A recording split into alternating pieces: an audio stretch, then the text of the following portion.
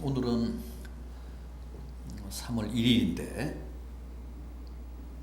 3.1절 기념주일이기도 하고 사순절 둘째 주일이기도 하고 또 총회적으로 지키는 총회가 제정한 사회봉사주일이기도 합니다. 사회봉사주일입니다. 그래서 오늘 이 말씀을 택했습니다.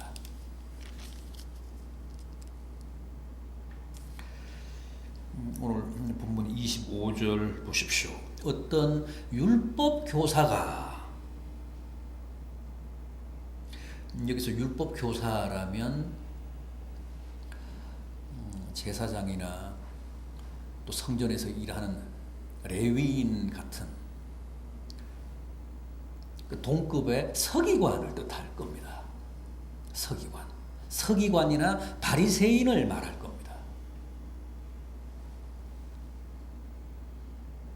주님께 물었습니다. 내가 무엇을 하여야 영생을 얻으리이까? 이 율법 교사는, 이 서기관은 이미 정답을 알고 있습니다. 지가. 주님이 율법에 무엇이라고 기록되었느냐? 그러니까 대답합니다. 내 마음을 다하며 목숨을 다하며 힘을 다하며 뜻을 다하여 주 너의 하나님을 사랑하고 또 내 이웃을 내 자신과 같이 사랑하라 하였나이다. 주님이 맞다. 그게 정답이다. 그러니 너도 가서 이것을 행하라.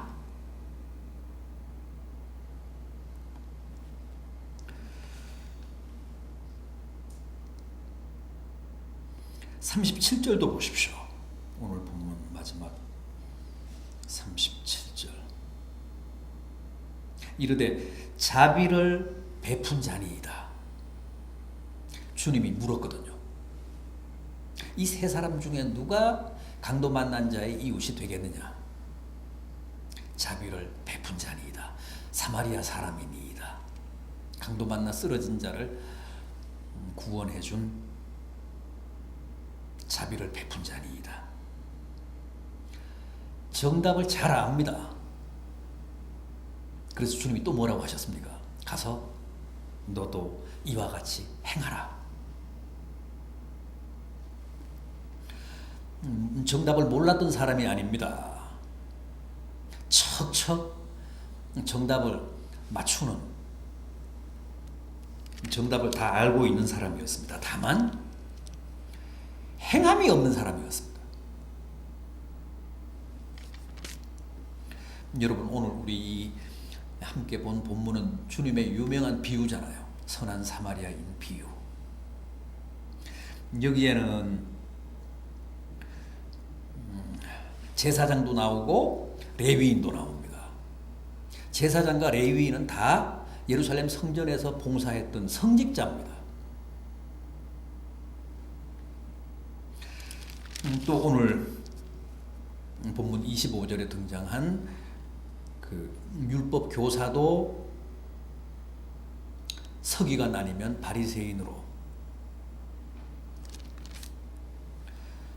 동급의 제사장이나 레위인과 같은 동급의 유대사회의 리더였습니다. 그래서 다 잘 알고 있었습니다. 다만 행하지를 않았던 겁니다. 그러니까 이 사마리아인 비유는 율법 교사, 서기관, 또 여기 제사장, 레위인, 바리새인 같은 지배계급, 종교 지도자들, 그 사회 리더에 대한 주님의 신랄한 고발과 비판입니다.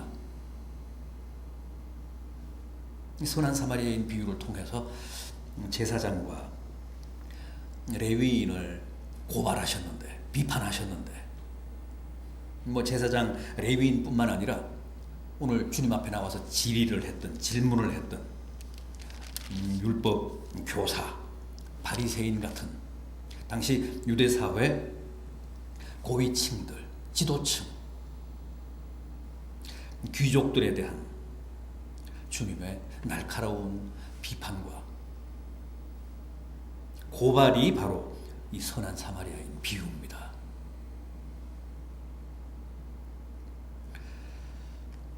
제사장과 레위인은 강도 만나 옷을 다 벗기고 가지고 있던 것 다 빼앗긴 그런 죽어가던 이웃을 보고도 피해 달아났다고 했습니다. 그런데 어떤 사마리아인은 그를 보고 불쌍히 여겨 기름과 포도주를 그 상처에 붓고 싸매고 자기의 짐승에 태워서 주막까지 데려가서 계속 간호해주고 이튿날 주막 주인에게 부탁을 하고 돈을 주면서 비용이 더 들면 내가 돌아올 때 갚을 테니까 잘 치료해달라.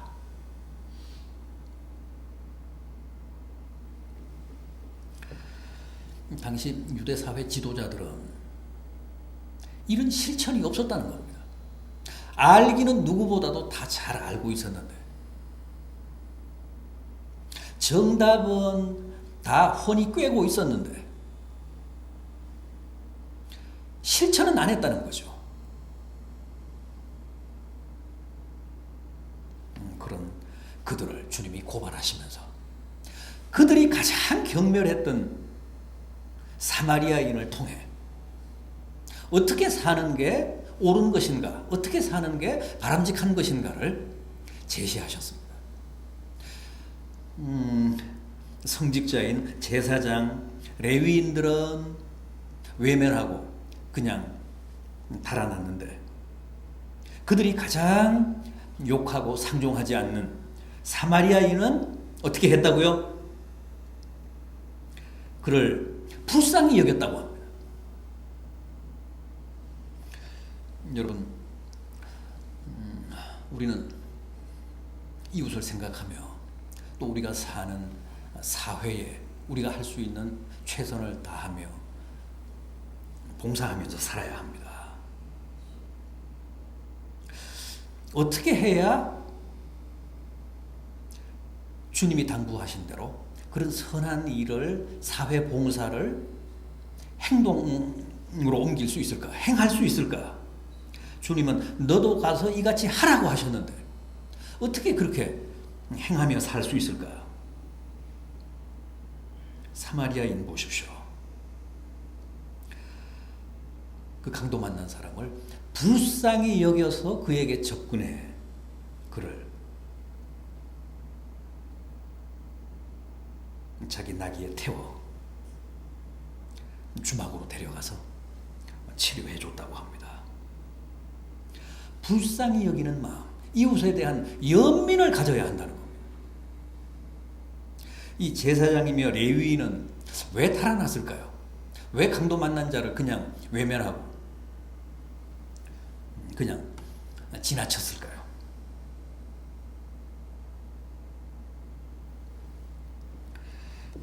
예루살렘에서 여리고로 내려가다가 당했다. 본문은 그렇게 말씀하고 있는데 틀림없이 아마 유대인이었을 겁니다. 같은 유대인이었음에도 불구하고 왜 제사장과 레위인은 그냥 지나쳤을까? 그를 구원하지 않았을까? 그를 돌보아 주지 않았을까? 자기도 혹 강도들에게 당하면 어쩌나 하는 그런 두려움이 있었을 수 있습니다. 또 강도 만난 자가 죽은 자였다면 죽은 자를 만지면 부정을 타게 됩니다. 부정하게 됩니다. 그러면 다시 절차가 복잡해집니다. 그 부정을 해소해야 예배에 임할 수 있고 예배를 집례할 수 있고 예배에 봉사할 수 있는데 그 절차가 복잡합니다. 지금 빨리 가서 예배를 집례해야 되는데 죽은 시체를 만졌다가 부정을 타서 당장에 예배를 집례하지 못하면 또 뭐 차질이 발생할 수 있죠. 이제 그런 것들, 현실적인 문제들이 우려됐을 겁니다. 그래서 주랭랑을 친 겁니다. 그런데 이 사마리아인 보십시오. 이것저것 생각하지 않았습니다. 단순히 인간 본연의 측은지심, 불쌍히 여기는 마음을 발동한 겁니다. 주님이 우리에게 기대하시고 바라시는 것도 바로 그겁니다. 일체 편견을 버리라. 계산하지 말라. 인간 본연의 그 동정심, 이웃에 대한 연민을 발동해라. 그럴 때만 사심없는 사회봉사가 가능하다. 이것저것 생각하면 뭘 못하잖아요. 시간 바쳐야지. 또 뭐 돈이 들 수도 있지. 때로는 또 자기 신변에 어떤 위협도 닥칠 수 있지. 이것저것 생각하고 계산하면 이웃을 못 돕는다는 겁니다.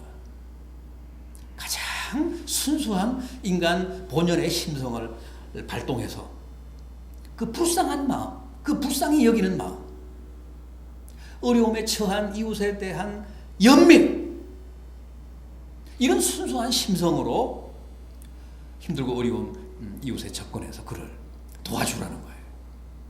너도 가서 그렇게 하라. 그렇게 할 때만 사회봉사가 성립이 된다, 가능해진다. 이것저것 따지지 말라는 거죠. 생각해 보십시오. 이 사마리아인이 만약 어떤 지역 감정이라든가 종교적인 편견을 발동했다면 어떻게 됐을까요? 이 쓰러진 사람이 예루살렘에서 여리고로 내려가는 길에 강도를 만났다고 하는 걸로 봐서 아까 말씀드린 대로 유대인이었을 것 같은데, 유대인과 사마리아인은 서로 원수지간이잖아요. 종교적으로도 원수입니다.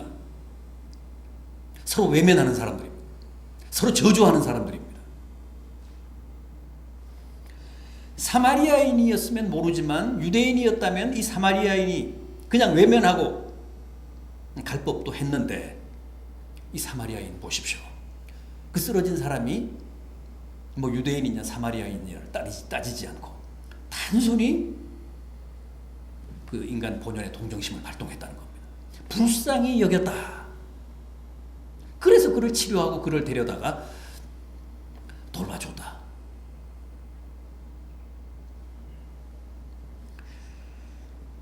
주님이 우리에게 제시하신 사회봉사의 중요한 원리가 여기에 있습니다.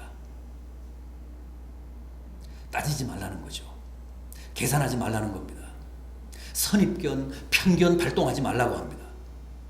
다만 순수한 인간의 본심을 발동해라.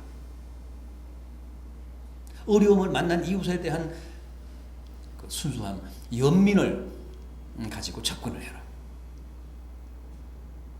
그럴 때만 가장 아름다운, 가장 사심 없는 사회봉사가 성립된다고 하셨습니다. 주님은 이 예화를 제시하시면서, 이 모델을 제시하시면서 너도 가서 이 사마리아인과 똑같이 봉사하라. 이웃을 도와주어라. 그런데 이런 실천이 당시 종교 지도자들에게는 없었다는 거예요. 율법학자, 또 제사장, 레위인 같은 성직자들에게 이런 행함이 없었다는 거죠. 이런 이웃사랑의 실천이 없었다는 거예요. 그 사실을 신랄하게 비판하시면서 이 선한 사마리아인을 소개하셨습니다. 이건 사실 실화가 아니라 주님의 창작입니다. 주님이 즉흥적으로